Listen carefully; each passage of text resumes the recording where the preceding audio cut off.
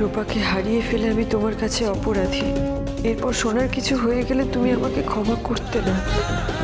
তবে শুধু তুমি কেন, আমিও আমাকে ক্ষমা করতে পারতাম না। তাই ঠিক করলাম বাবা হওয়ার অন্তত দায়িত্ব পালন করি। হাজবেন্ড হয়ে তো সেভাবে কিছুই করতে পারেনি, কোনোদিনও পারিনি তোমাকে ভালো রাখতে দিবা।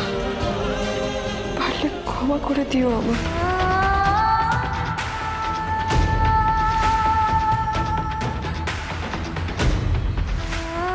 এই চিঠি যখন তুমি পাবে তখন হয়তো আমি আর সোনা অনেক দূরে চলে গেছে। সেই দিনের সেই ভয়ানক বন্যা শুধু আমাদের রূপাকে নয়, আমাদের জীবনের সবকিছু ভাসিয়ে নিয়ে গেছে।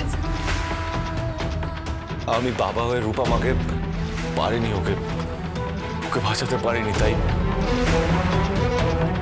তোমার আমার জীবনটা শুরু হয়েছিল রূপকথার মতো, কিন্তু এখন দুঃস্বপ্ন ছাড়া আর কিছুই নেই।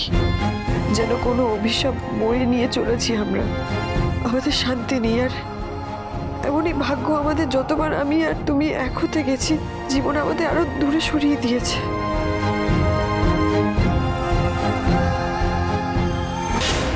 অনেক ভেবে আমি এই দূরত্বটাই মেনে নিলাম।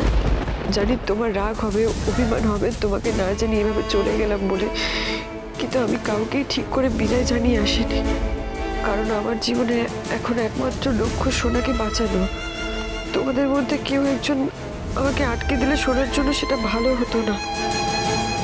আমি সোনাকে নিয়ে না এলে সোনা হয়তো একা একা পালিয়ে যেত।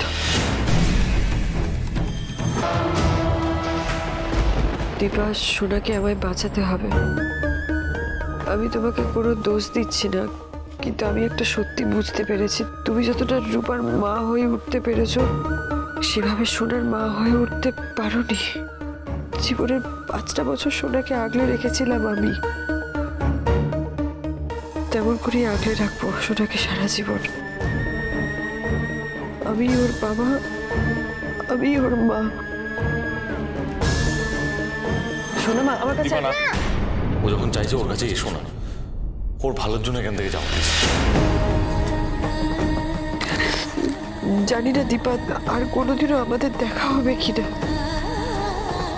কিন্তু আমি কথা দিলাম আমি সোনাকে কোনোদিন হয়তো ঠিক বোঝাতে পারবো যে ওর মা ওকে কতটা ভালোবাসতো। ও জানবে ওর মা ওকে বাঁচাতে নিজের জীবনটাও দিতে পারে। অনুরাগের ছোঁয়া, সোম থেকে রবি রাত 9:30টায় স্টার জলসায়।